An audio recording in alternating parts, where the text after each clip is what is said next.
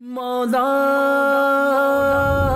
دنیا بھر کے مسلمانوں کو اللہ پاک کی فرما برداری کی طرف بلانے، عشق رسول کی شمع کو دلوں میں جلانے حضور غوث اعظم عبد القادر جیلانی، خواجہ غریب نواز، معین الدین حسن چشتی اور اعلیٰ حضرت امام احمد رضا خان و دیگر صوفیاء کرام کی تعلیمات کو عام کرنے کے مقدس جذبے کے تحت 1981 یعنی 1981 میں خوف خدا اور عشق مصطفیٰ سے لبریز شخصیت امیر اہل سنت مولانا الیاس قادری دامت برکاتہم العالیہ دعوت اسلامی کو لے کر چلے اور عزم کیا، مجھے اپنی اور ساری دنیا کے لوگوں کی اصلاح کی کوشش کرنی ہے انشاءاللہ عز و جل۔ دعوت اسلامی نے دنیا بھر میں دھوم مچائی ہے۔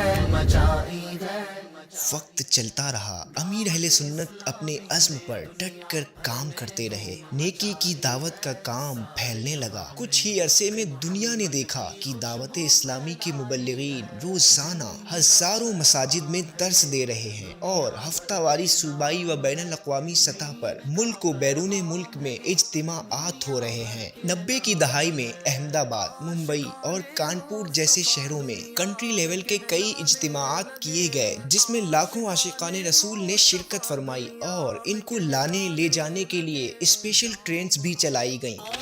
مدنی قافلے میں ہم کریں مل کر سفر۔ بات اسلام و سنت کو پھیلانے کی چلی تو بزرگوں کے نقش قدم پر چلتے ہوئے قافلوں کا آغاز کیا گیا، جس کی برکت سے لاکھوں افراد بالخصوص نوجوان شراب، جوا، لڑائی جھگڑے اور دوسرے بہت سے برے کاموں سے توبہ کر کے نیکیوں بھری زندگی گزارنے لگے۔ ہر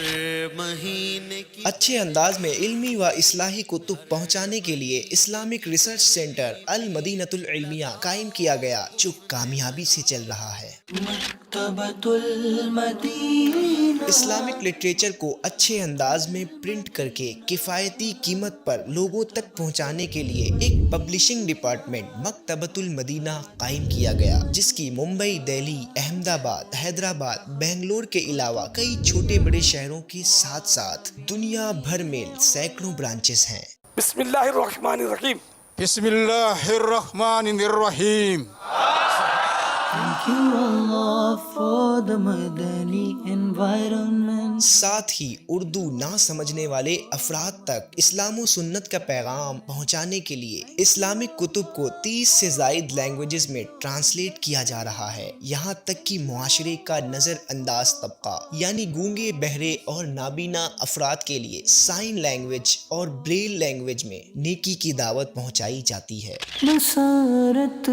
جب ڈیجیٹل میڈیا، پرنٹ اور الیکٹرانک میڈیا پر حاوی ہونے لگا تو دعوت اسلامی بھی اس میدان میں اپنی ویب سائٹ سمیت فیس بک، یوٹیوب، ٹویٹر اور انسٹاگرام وغیرہ پر مور دین 14 ملین فالوورز کے ساتھ اسلام کا پیغام عام کرنے لگی اور دنیا بھر کی لاکھوں لوکیشنز کی نماز ٹائمنگ اور حج و عمرہ جیسی کئی ایپلیکیشنز کے ذریعے امت کو نفع پہنچا رہی ہے۔ بات کی جائے مسجد بنانے کی تو آپ کی دعوت اسلامی ملک و بیرون ملک میں روزانہ ایوریجلی 2 مساجد یعنی ایئرلی 700 سے زائد مساجد تعمیر کر رہی ہے۔ آؤ بنائے فیضان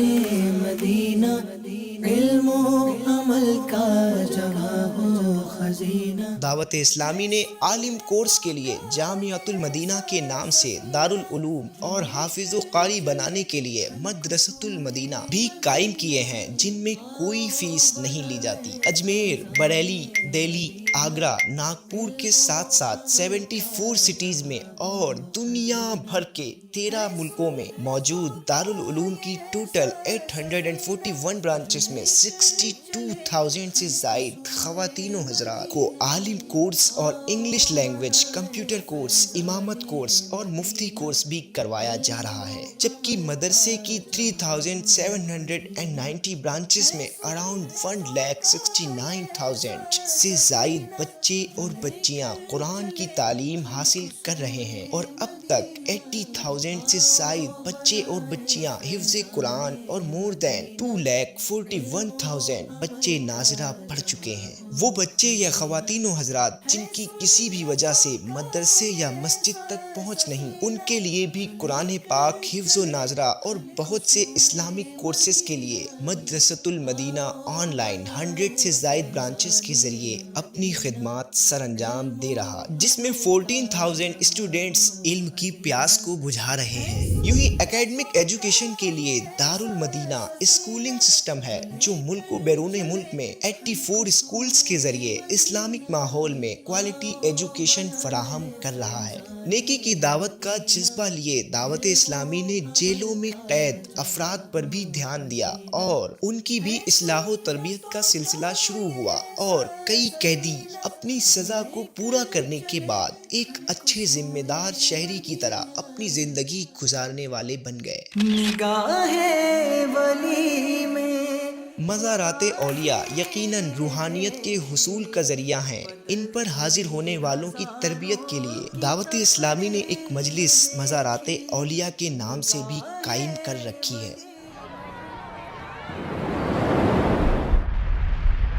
نہیں ہو سکتی صدقے سے۔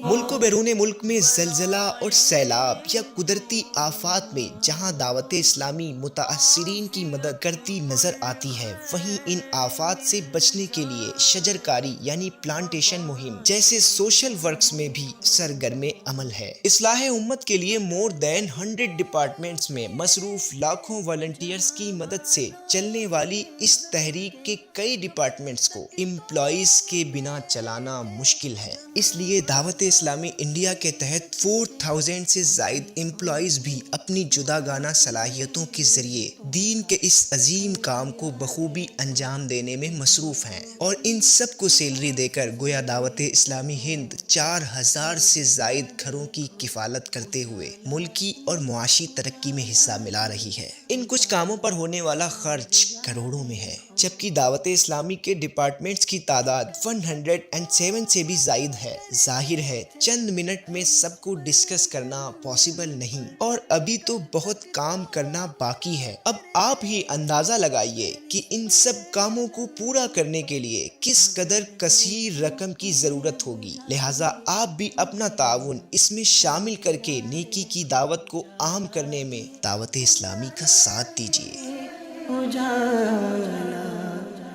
کر دیا دیکھو